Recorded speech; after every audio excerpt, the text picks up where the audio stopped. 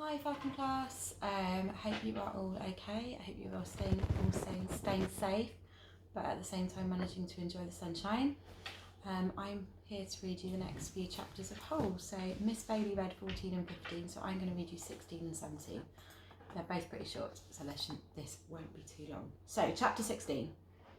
As Stanley entered the rec room, he could hear X-Ray's voice from all the way across the room. "See what I'm saying?" X-Ray said. "Am I right or am I right?" The other bodies in the room were little more than bags of flesh and bones dumped across broken chairs and couches. X-Ray was full of life, laughing and waving his arms around as he talked. "Yo, caveman, my man," he called out. Stanley made his way across the room. "Hey, slide on over, Squid," said X-Ray. "Make room for the caveman." Stanley crashed on the couch. He had looked for a hidden camera in the shower. He hadn't seen anything, and he hoped the warden hadn't either. "What's the matter?" asked X-Ray. "You guys tired or something?" He laughed. "Hey, keep it down, will you?" groaned Zigzag. "I'm trying to watch TV." Stanley glanced uncertainly at Zigzag, who was staring very intently at the busted television screen. The warden greeted the boys at breakfast the next morning and went with them to the holes. 4 dug in the holes and 3 tended to the wheelbarrows. "Glad you're here, X-Ray," she said to him. "We need your sharp eyes." Stanley spent more time pushing the wheelbarrow than digging because he was such a slow digger. He carted away the excess dirt and dumped it into previously dug holes. He was careful not to dump any of it in the hole where the gold tube was actually found. He could still see the tube in his mind. It seemed so familiar, but he just couldn't place it. He thought that it might have been the lid to a fancy gold pen. KB could have been the initials of a famous author. The only famous authors he could think of were Charles Dickens, William Shakespeare, and Mark Twain. Besides, it didn't really look like the top of a pen. By lunchtime, the warden was beginning to lose her patience. She made them eat quickly so they could get back to work. "If you can't get them to work any faster," she told Mr. Sir, "then you're going to have to climb down there and dig with them." After that, everyone worked faster, especially when Mr. Sir was watching them. Stanley practically ran when he was pushing his wheelbarrow. Mr. Sir reminded them that they weren't Girl Scouts. They didn't quit digging until after every group had finished. Later, as Stanley sat sprawled across an understuffed chair, he tried to think of a way to tell the warden where the tube was really found, without getting himself or X-Ray into trouble. It didn't seem possible. He even thought about sneaking out at night and digging in that hole by himself, but the last thing he wanted to do after digging all day was to dig at night too. Besides, the shovels were locked up at night, presumably so they couldn't be used as weapons. Mr. Pendanski entered the rec room. "Stanley," he called, as he made his way to him. "His name's Caveman," said X-Ray. "Stanley," said Mr. Pendanski. "My name's Caveman," said Stanley. "Well, I have a letter here for someone named Stanley Yelnats," said Mr. Pendanski. He turned over an envelope in his hands. "Doesn't say Caveman anywhere." "Oh, thanks," Stanley said, taking it. It was from his mother. "Who's it from?" Squid asked. "Your mother?" Stanley put it in the big pocket of his pants. "Aren't you going to read it to us?" asked the armpit. "Give him some space," said X-Ray. "If Caveman doesn't want to read it to us, he doesn't have to. It's probably from his girlfriend." Stanley smiled. He read it later, after the other boys had gone to dinner. "Dear Stanley, it was wonderful to hear from you. Your letter made me feel like one of the other mums who can afford to send their kids to summer camp. I know it's not the same, but I'm very proud of you for trying to make the best of a bad situation. Who knows? Maybe something good will come of this.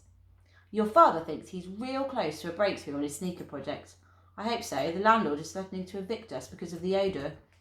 I feel sorry for the little old lady who lived in a shoe. It must have smelled awful." Look from both of us. "What's so funny?" Zero asked. It startled him. He thought Zero had gone to dinner with the others. "Nothing, just something my mum wrote." "What did she say?" Zero asked. "Nothing." "Oh, sorry," said Zero. "Well, see, my dad is trying to invent a way to recycle old sneakers. So the apartment kind of smells bad because he's always cooking these old sneakers. So anyway, in the letter, my mum said she felt sorry for that little old lady who lived in a shoe, you know, because it must have smelt bad in there." Zero stared blankly at him. "You know, the nursery rhyme." Zero said nothing.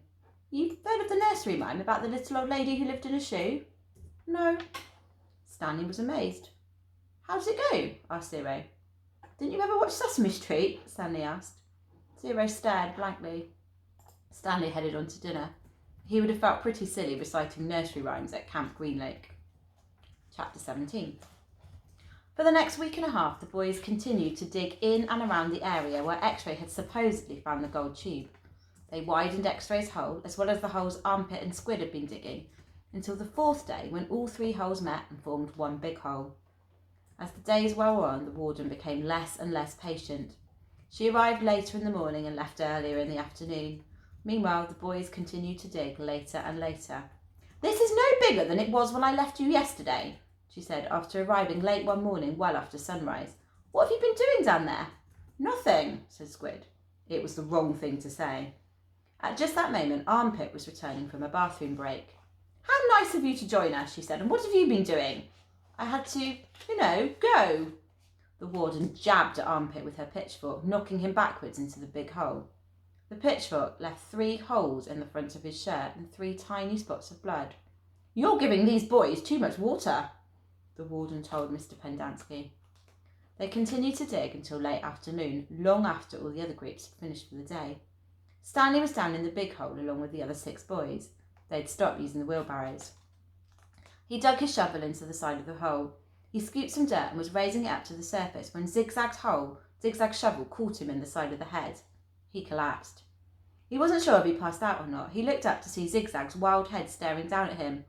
"I ain't digging that dirt up," Zigzag said. "That's your dirt." "Hey, Mum," Magnet called. "Caveman's been hurt." Stanley brought his fingers up to the side of his neck. He felt his wet blood and a pretty big gash just below his ear.